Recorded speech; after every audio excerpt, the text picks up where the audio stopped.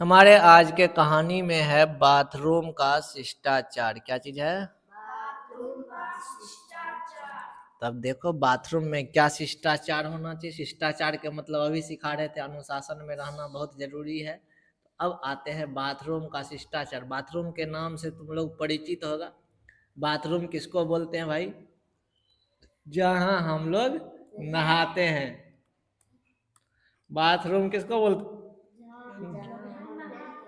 हाँ, जहाँ हम नहाते हैं उसको क्या कहते हैं?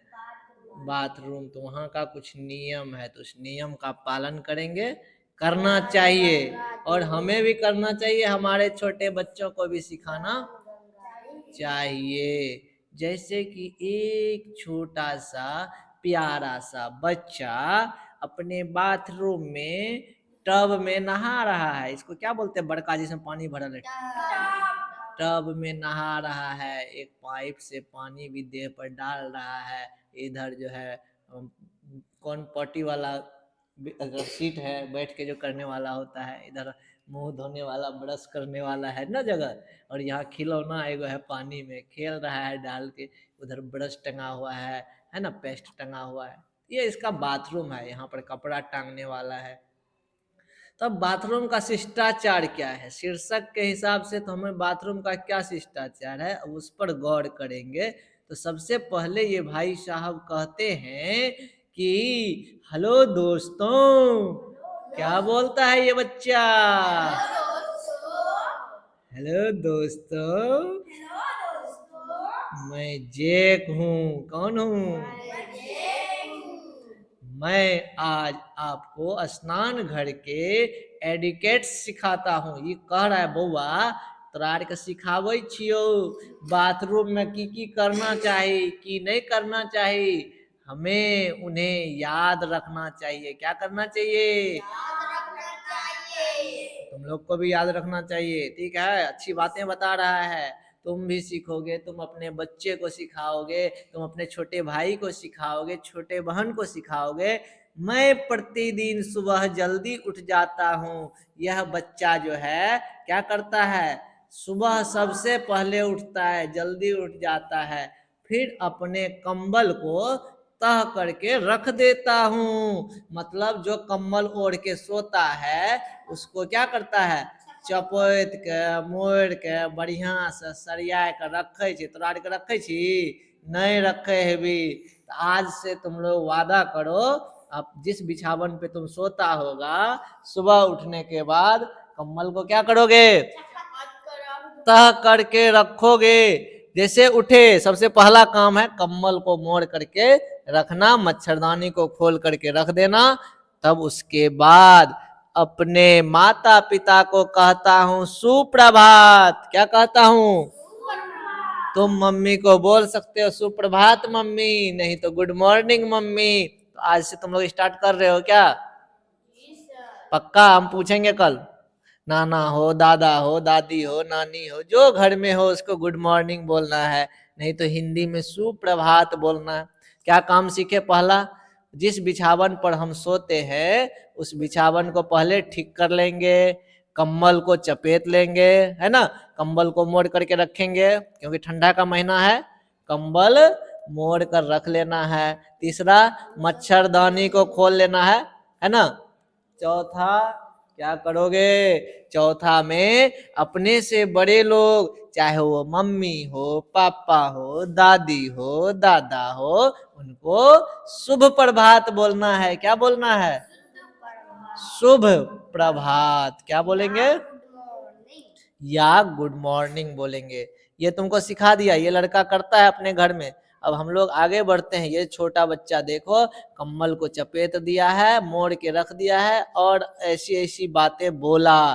फिर ये बच्चा बोलता है जिसका नाम जैक है कि मैं तरोताजा होने के लिए स्नान घर जाता हूँ। कहाँ जाता हूँ? लेकिन स्नान घर में जाने से पहले स्नान घर का चप्पल पहन लेता हूँ। स्नान घर घुसे से पहले स्नान घर के गेट पर चप्पल रखल रहे, वही रूम में जाए खातिर। चूंकि पानी रहे रूम में, पैर तर धोबी तो पानी लग जेते ना। अब है पैर लगा भी रूम तो पूरा पानी पानी भए जेतै किच किच, तो बाथरूम वाला चप्पल बाथरूम के गेट पर रहे छै। तो जैक बोले छै कि मैं अपने स्नान घर के बाहर रखे चप्पल को पहन करके कहाँ चला जाता हूँ, स्नान घर में। चप्पल पहनने से मेरा पैर नहीं फिसलता है, खलिया पैर फिसल सकै छै ने, लेकिन अभी अभी फिसलले रहे बॉल लावल जाय रहिए तो जूतो पिन्हा पर अंदर में पानी रहतिये आ टांग फिसल जेते तो हड्डी वड्डी टूट सके छै।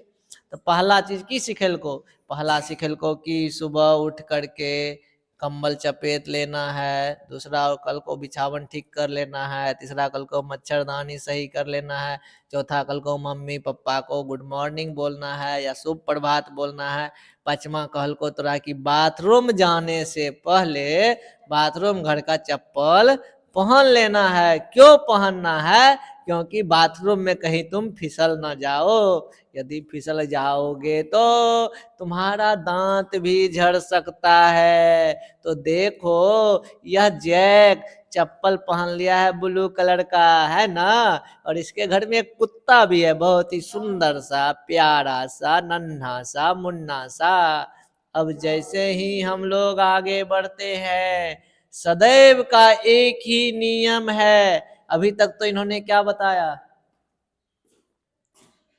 कि बाथरूम जाने से पहले क्या करना है, चप्पल पहन लेना है। सदैव का एक ही नियम है, हाथ धोना खाने से पहले और शौचालय के बाद। तुम लोग तो हाथ नहीं धोता होगा, खाए से पहले हाथ कहियो धोए छी? सच में? तो नया बात यहाँ सीखे, ये खाने से पहले हाथ धोना चाहिए, है ना। दूसरा चीज सीखे, शौचालय जाने के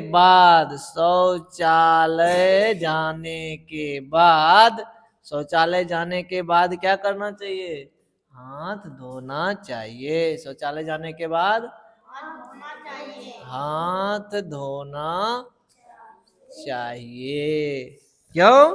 क्योंकि यह कीटाणु फैलने से रोकता है, कीटाणु फैलने से रोकता है। किसी से रोकता है? कीटाणु फैलने से रोकता है। मैं थोड़ा साबुन लेकर हाथों को 1 मिनट के लिए रगड़ता हूँ। कितना देर के लिए? और तुम क्या करते हो, साबुन को ऐसे छू लेते हो, पानी में हाथ ऐसे ऐसे कर लेते हो गया। अच्छे से साबुन लगाता है पूरा हाथ में, जल्दी जल्दी के चक्कर में कहीं टाना के छुलिए साबुन, कनी कनी आना का हाथ घूमे लिए धो ले लिए, नहीं, गलत बात है। हाथ को 1 मिनट साबुन को लगा करके अच्छे से रगड़ करके हाथ को पूरी तरह से पानी से साफ कर लेता हूँ। क्या कर लेता हूँ? देखो यह साफ कर रहा है अपने हाथों को, इसके पास हाथ धोने वाला जो है केमिकल भी है, यानी कि वो दवाई हाथ धोने वाला होता है। मुझे याद है मेरे दादाजी मुझे सिखाते थे, हाथ धोने के बाद सूखे तौलिए से हाथ को पोंछना चाहिए। क्या करना चाहिए? हाथ धोने के बाद सूखे तौलिए से क्या करना चाहिए बेटा? हाथ साफ करना चाहिए।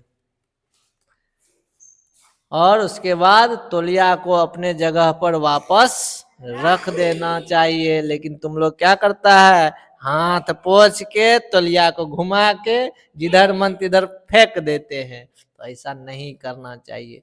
अब यह जो सिखाता है, मुझे उन्होंने यह भी सिखाया, हमें गीले हाथों से कभी भी बिजली का स्विच को नहीं छूना चाहिए। बात समझ में आया? कभी भी भींगा हुआ हाथ से बॉल का स्विच नहीं दबाना चाहिए, नहीं तो बिजली का झटका लग सकता है। इसीलिए हमेशा इन बातों का भी ध्यान रखना चाहिए। और कभी भी बिजली का जो सामान है, बिजली का जो बटन है, कभी भी गीला हाथ से नहीं छूना चाहिए। होशियार नहीं बनना चाहिए, नहीं तो करंट मार देगा तो प्रभु के पास चले जाएंगे। अपने हाथों को धोने के बाद मैं शौचालय जाता हूँ। सबसे पहले जांचता हूँ सीट साफ है कि नहीं। अब जब बाथरूम जाते हो तो पहले क्या देखेंगे, सीट पर कोई बाथरूम पहले से करके बैठा हुआ है, साफ है कि नहीं है। पहले क्या देखना है, सीट साफ है कि नहीं। यदि साफ नहीं होगा तो पहले उसे साफ करना चाहिए और बाद में भी साफ करना चाहिए। जो अच्छी आदत है, जो स्वच्छता बनाए रखने और बीमारियों से बचने में हमारी मदद करता है। इसीलिए क्या कहता है, कोई भी व्यक्ति का दो चीज बहुत सुंदर होना चाहिए। एक हो गया बाथरूम, दूसरा हो गया खाना वाला रूम, खाना बनाने वाला रूम। घर से भी सुंदर होना चाहिए तुम्हारा बाथरूम और खाना बनाने वाला रूम। क्यों? क्योंकि वहां भोजन बनता है। क्यों? क्योंकि वहां गंदगी होती है। तो सुंदर रहेगा तो उसको साफ सुथरा रखोगे, कीटाणु नहीं होगा, बीमारी नहीं होगा, ऐसा कहा जाता है। अब देखो,